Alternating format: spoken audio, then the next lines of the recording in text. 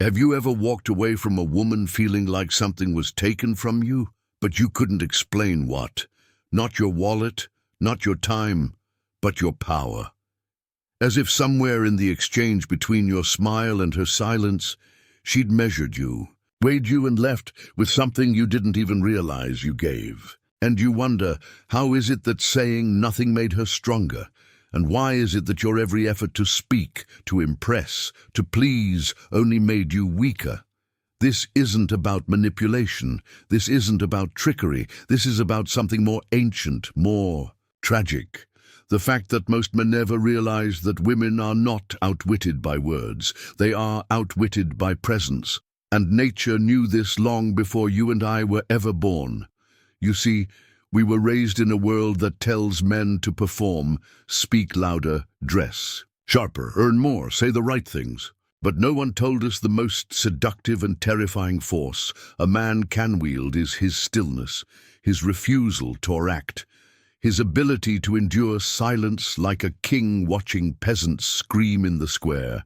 Nature didn't believe in appeasing others, especially not those who thrive off your need to be seen, heard, or validated. To him, the man who's mastered himself no longer needs to explain himself because explanation is a form of apology. And men who apologize for existing will always be ruled by those who don't.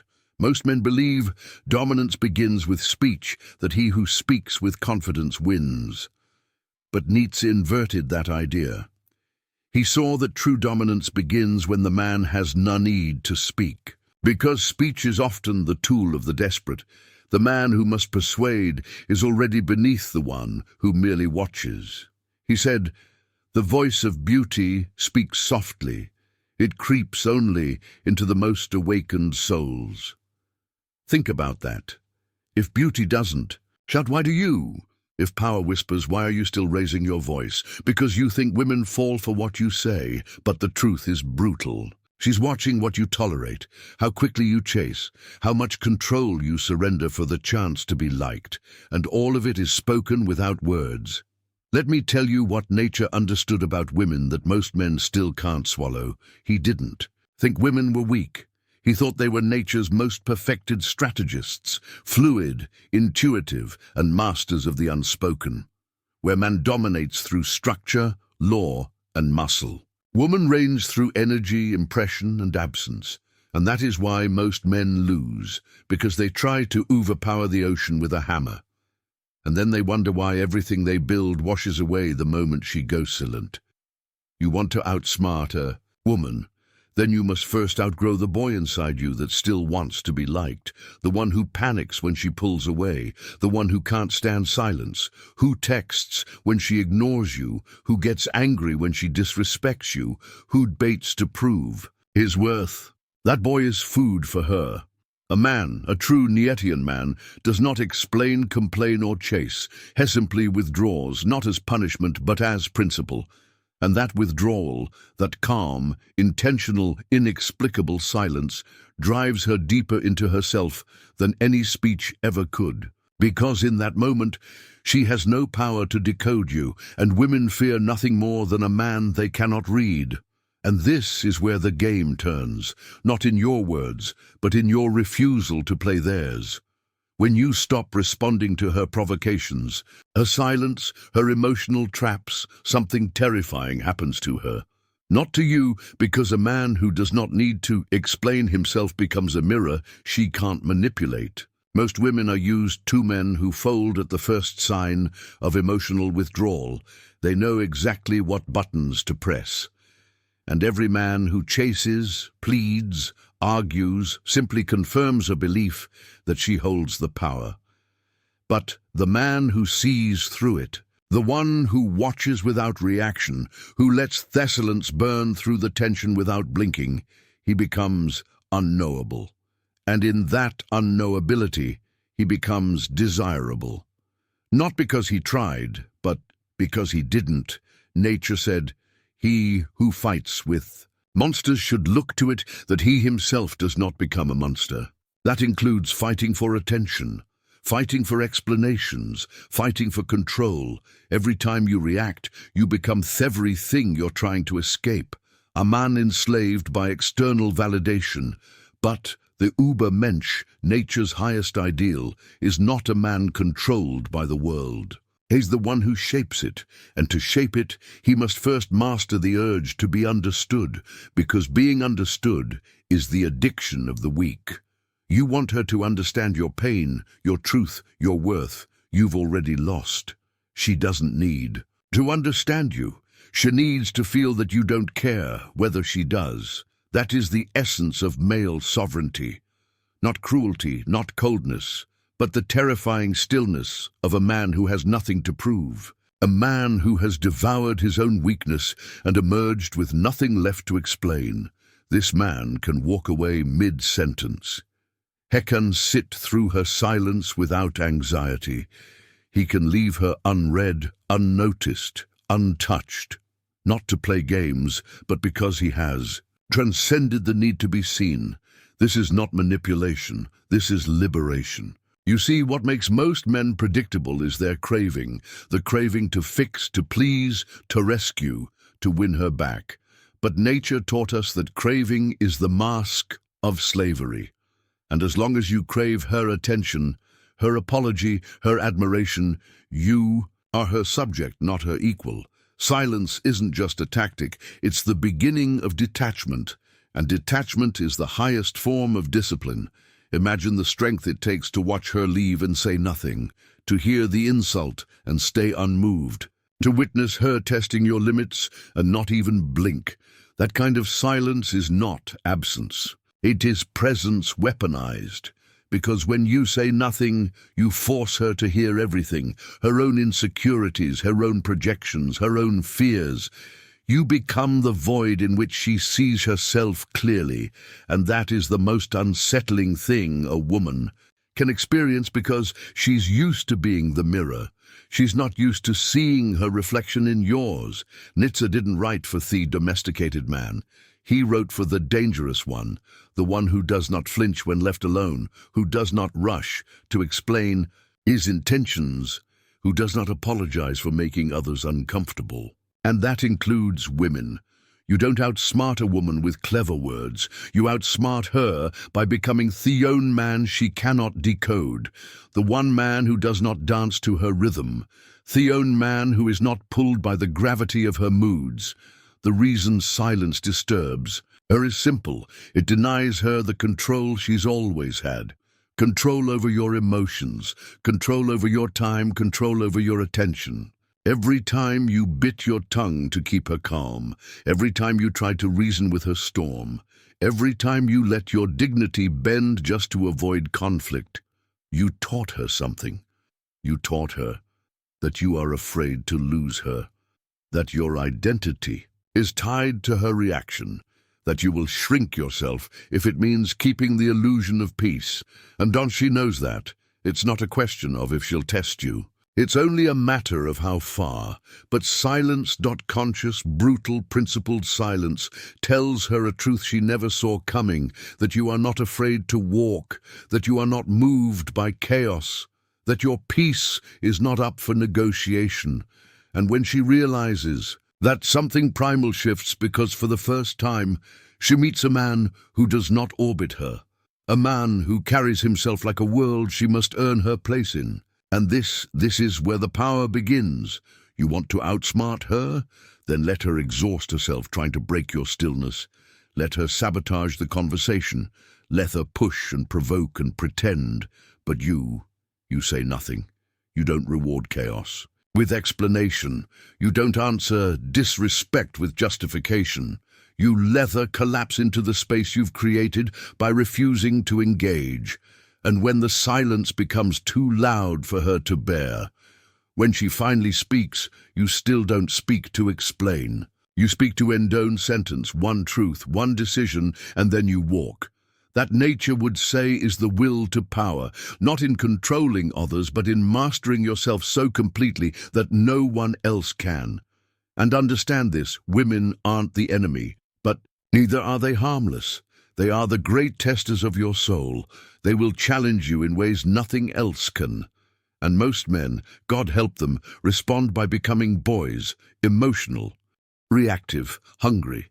But the man who passes this test is the man who recognizes the game, sees the patterns, and refuses to play on her terms.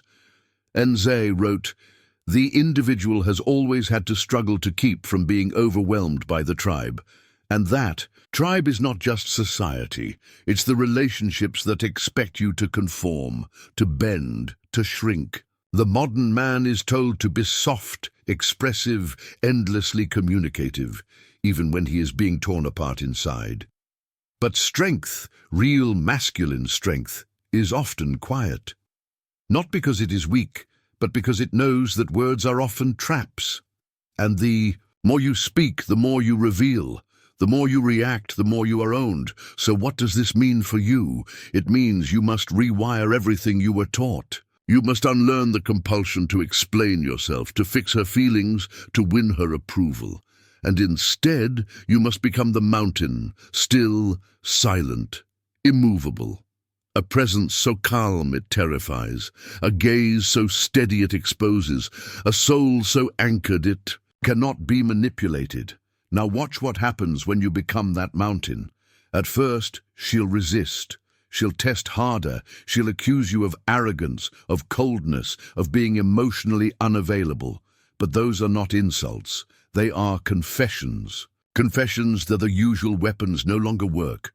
Confessions that your silence has become the mirror she cannot manipulate. And soon she starts to talk, not to provoke, but to understand, because the man who doesn't need her attention becomes the only one whose attention she truly craves.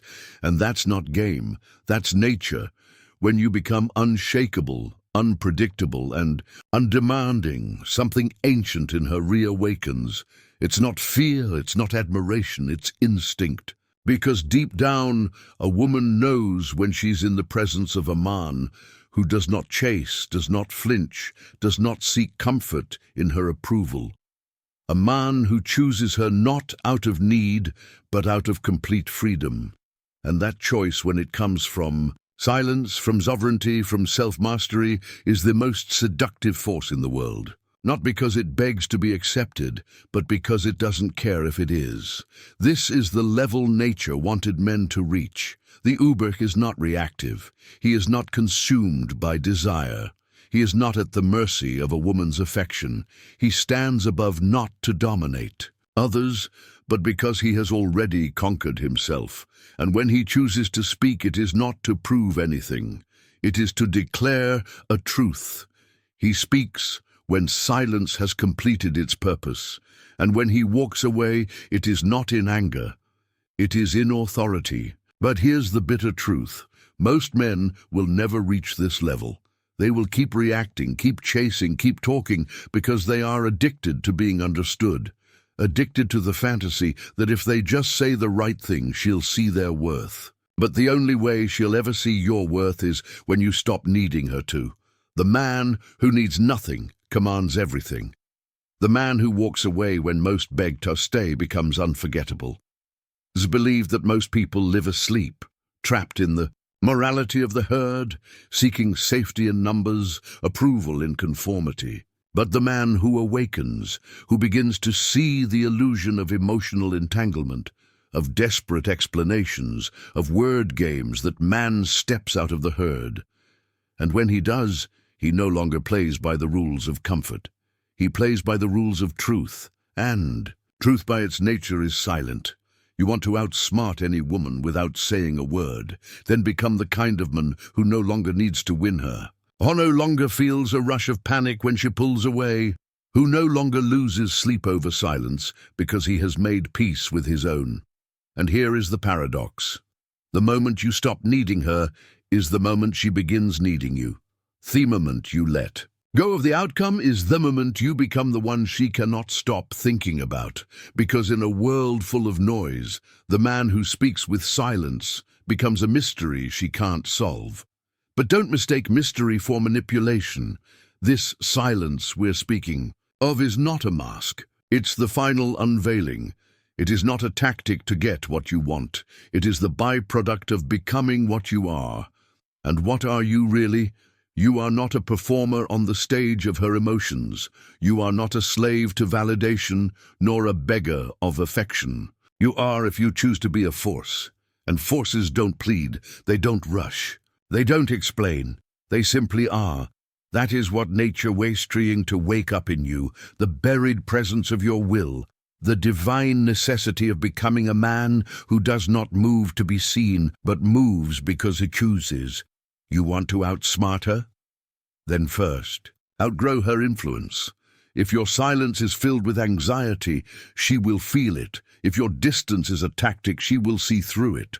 But if your silence comes from peace, from clarity, from the unshakable sense that you do not bend for approval, she will feel that too. And it will change the balance of power instantly, because now, for the first time, she is not managing your emotions. She's facing her own, and this is where the true war is fought.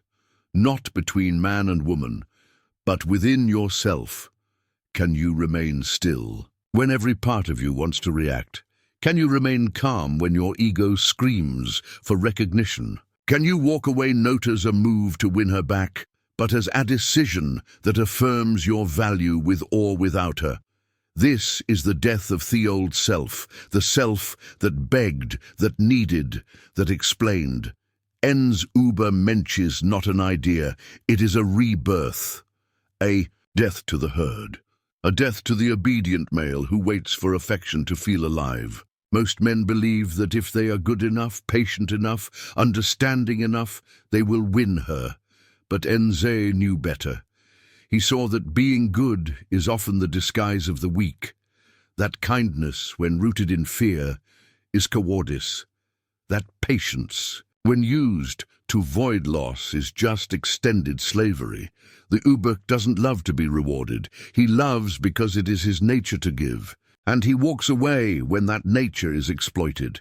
No bitterness, nor resentment, just the full awareness that he owes nothing. And that is why he owns everything. The loudest men in the room are not powerful. They are terrified, terrified of not being heard, terrified of being forgotten, terrified that without attention they are nothing. But the man who can sit in a room silent, unmoved, disconnected from the need to impress, he is the man every woman notices. And not because he tried, but because he didn't. And now we reach the edge of everything, the final test, because silence is not enough if you still use it to be seen. Power is not real if it's still performative, and dominance is not true if it requires an audience. So I ask you, can you walk through this life without ever needing to prove you're right? Can you love her without needing to be loved back? Can you lose her without losing yourself? That is the final ascent, the one nature left us without a map for, because it cannot be taught. It must be lived. It is the silent revolution of a man who no longer moves from fear, from lust, from loneliness, or from guilt. It is the man who has burned every part of himself that bowed for attention. The man who no longer carries the hunger to be chosen because he has already chosen himself. And when that man stands before a woman, she does not see a game. She sees a riddle, one that can't be solved, one that haunts her even in his absence. This is the silence that outsmarts her, not because it manipulates, but because it transforms. It is the silence of the man who has nothing to hide, nothing to chase, nothing to fear. The silence of a man who could speak, but chooses not to. A man who could beg, but would rather bleed. A man who could react, but instead simply watches as the world exposes itself. And it is here, right here, where your greatest strength begins, not in how you speak, but in how you hold the line, in how you let her come and go without moving your center, in how you refuse to be baited, explained, or drawn into performance. You no longer need to be the loudest, you just need to be the last man standing. And the one who stands without words, without threats, without theatrics, is the one who leaves the deepest mark. Because he never tried to impress her. He just existed fully, powerfully, silently. So from this moment forward, make your silence sacred. Let it be the temple where your dignity lives. Let it be the space where your worth breathes freely. And when they try to test you, let them. When they try to pull you into chaos, watch them. When they try to break your calm, smile and vanish. Not to punish, but torment them. You are no longer the man who explains himself to be loved. You are the man who walks away to be free. Now, if this message has hit something deep in you, something real, something unspoken, then don't let it end here. Like, share, subscribe, and support the work in the link below so this message can reach the millions of men out there still trapped in the illusion that they must be loud to be powerful. We are building a generation of men who no longer bow, who no longer beg, and who no longer apologize for existing. If you're one of them, I'll see you in the next video, because the weak chassenoise, the strong master silence, and the wise choose exactly when to break.